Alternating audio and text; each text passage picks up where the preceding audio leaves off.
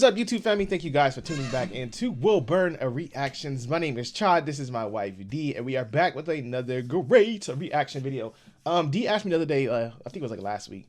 She's asking about Elvis Presley. She's like, "Why haven't we reacted to any Elvis? Like nobody said anything about Elvis." And I was like, I don't know why Elvis hasn't come up, because I was like, Elvis was a big suggestion request when I first started over here. I know of Elvis, but never heard of any of his songs. But I was like, you know what? I got you. I'll pull a song. Or at least I don't think I've heard any of his songs, but I know of him. Like I know he does that voice and the dance. Oh, I love it. I learned so much about him since they put me onto him. So I thought this would be a great song for you to get opened up to. In the Ghetto is what it's called. Wow. So I'll let you. Starting off great. You know.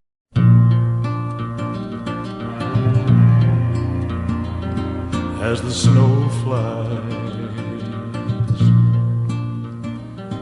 on a cold and gray Chicago morning, a poor little baby child is born in the ghetto, and his mama cries, 'cause if there's one thing she don't need is another hungry mouth to feed in the ghetto. But don't you understand? Your child needs a helping. He'll grow to be an angry young man someday. Take a look at you and me. Are we too blind to see? Do we simply turn our heads and look the other way? Well, the world. So did you catch in the article? Like the 250,000 kids. It was like 250,000 kids homeless back then. So that's why he's talking about the ghetto kids being brought up in the ghetto. Like I couldn't see that. So yeah, I want well, my eyesight. Yeah. Turns, and a hungry little boy with a runny nose plays in the street as the cold wind blows in the ghetto. And his hunger burns. So he starts to roam the streets at night, and he learns how to steal, and he learns how to fight in the ghetto. And then one night in desperation, the young man breaks away. He buys a gun, steals a car, tries to run, but he don't get far, and his mama cries. As the crowd gathers round, an angry young man face down in the street with a gun in his hand in the ghetto. And as her young man dies, on a cold and gray Chicago morning, another little baby child is born in the ghetto. And his mama cried.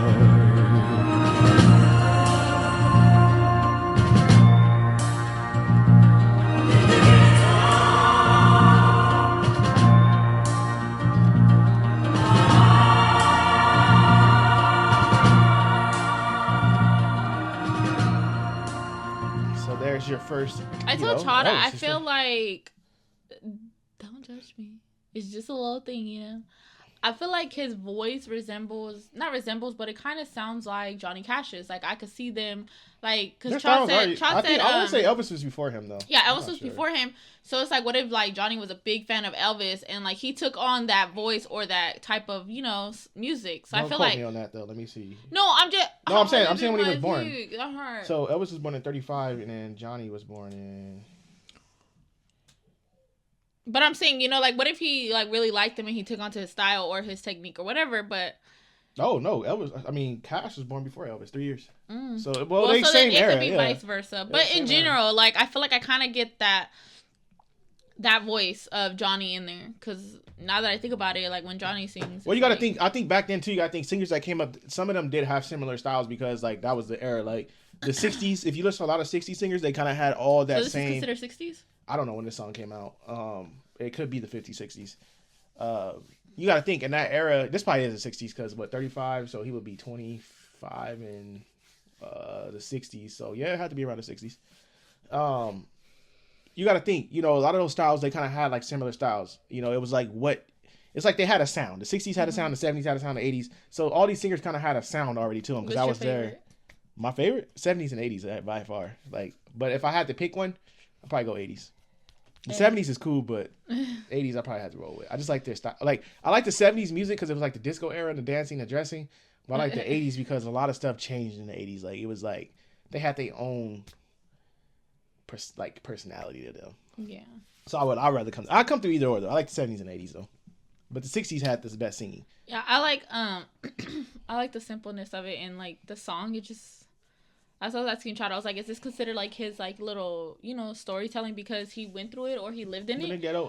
I always say like when I first heard it, like my take, you know, I wasn't always raised as a suburb kid.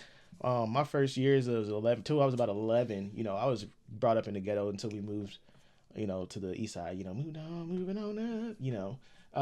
But you know, it's relatable because you know it's different being brought up in those areas. You know, now it's definitely different. But back then, you know, it wasn't as bad as it was when I was a kid. You know, I kind of still came out of that era. Like my parents say, like where you had the parents kind of look out for you in the neighborhood and stuff like that. So I felt like in the 90s, I still had that love in my neighborhood. Like even though there was like sometimes there were shootings and stuff, we still had like those parents that were out in the neighborhood. Like everybody looked out for everybody's kids. You know, so it wasn't like.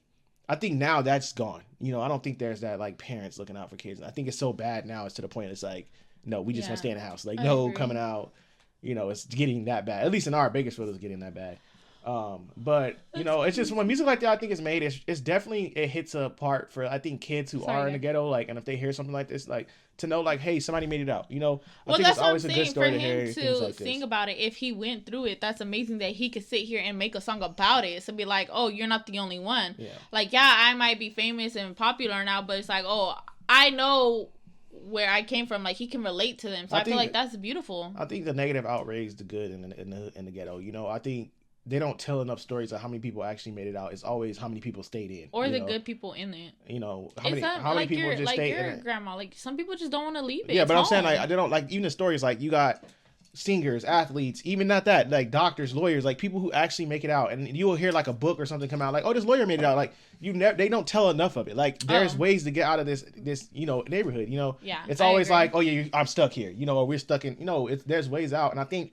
You know, hearing Elvis do this, it definitely gives an insight like, hey, there's hope. Like, don't feel like you don't have to be where I'm at, but you can make it out, you know? Yeah. And I think there needs to be more of that. Like, people make it out. Like, I made it. You know, my parents moved me out, but I still had to live till my teenage years. I don't know much about Elvis, but I mean, I'm excited. I'm excited to learn about him from you guys because I know you guys will educate me on him. I definitely got a lot of education about Elvis. I'm excited. Like, when you see him live and see how he was as a person, compared to how I was. What was he? His race? I don't know what Elvis was. I'm not sure. Compared to how I thought about him, like when, you know, hearing about him, how he died and stuff, like he was definitely a genuine person, like, and what he battled.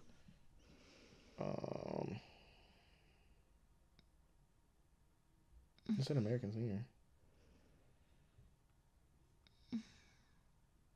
He was his father was German, Scottish, and English.